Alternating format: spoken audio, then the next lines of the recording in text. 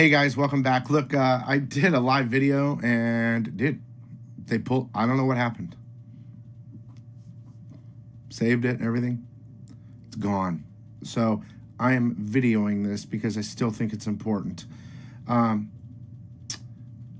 So for those who don't know, I have a comic book channel. It's not important to this video, but I learned some things from my father today, who's a retired general surgeon, pretty well known out here in the area of Arizona. We were talking about coronavirus, and we were talking about if it was airborne or not.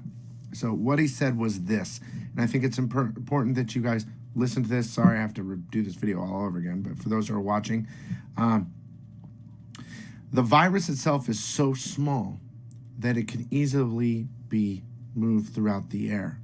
And the way that this virus is spreading almost says that it is airborne. So the first thing I would like to tell you is wear a mask if you're outside around people. That's the first thing I want to tell you. If you're embarrassed, who cares? Wear a mask outside when you're around people. Whether it helps or not, it's got to help.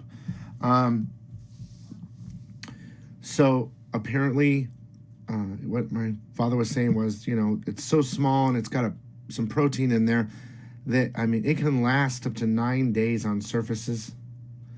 And because it's so small, it can easily move around.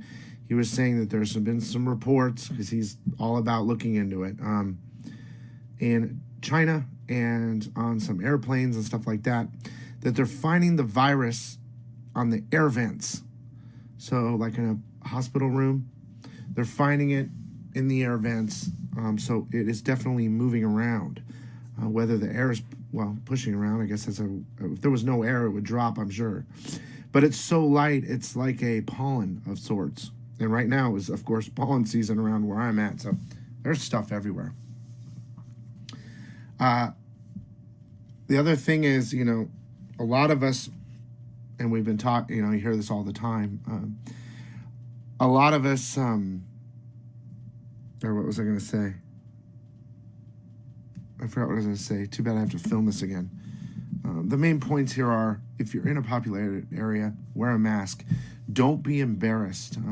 They're saying if you operate a business, to keep it to a maximum of 10 people at the moment, and 6 feet distance or whatever. But honestly, that's not going to matter if you're not wearing a mask. Because, they make a big deal, wash your hands, and that's fine. Do that whenever you're getting something somewhere, you come home, open it, whatever, wash your hands, clean, wipe things down, whatever you have to do.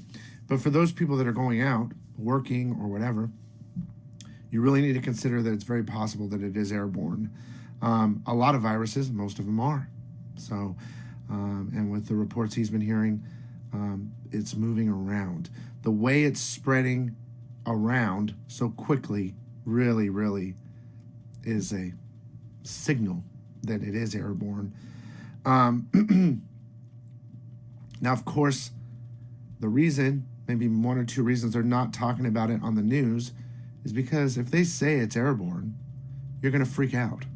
And I'm not trying to freak you out. I'm trying to just say do a couple things to be safer out there. The other reason is it's very hard to prove. With something that's so small, it's hard to take an air sample and figure out if it's airborne or not. But there are some indications on the news that kind of hint at it in regards to ordering masks on a massive scale. That kind of tells you something. Now, with the reports of it being in vents and stuff like that, makes sense.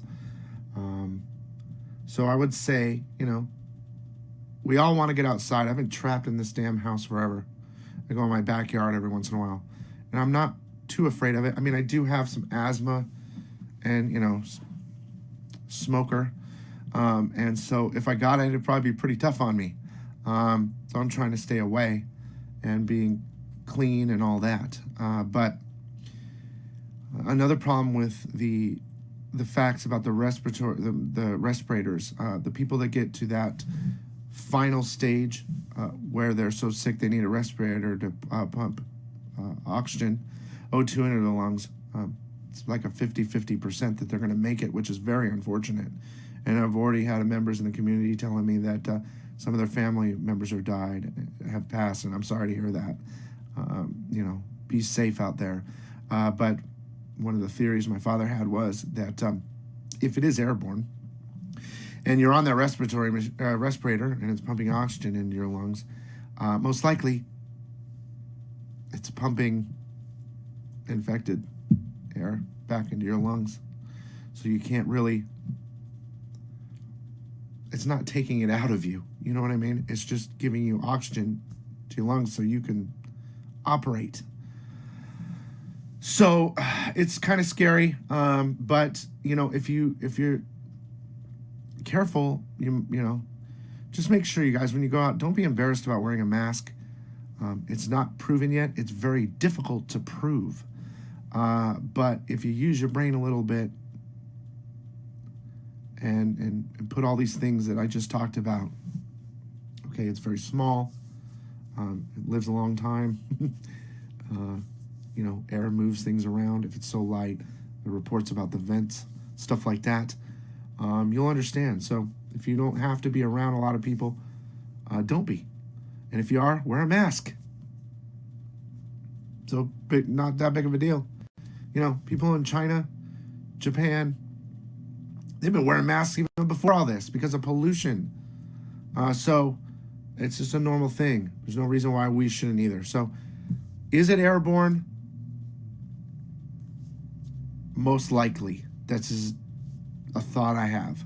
And I'm talking to my father, who's a just retired general surgeon. And should you wear a mask? 100% if you're going out around people.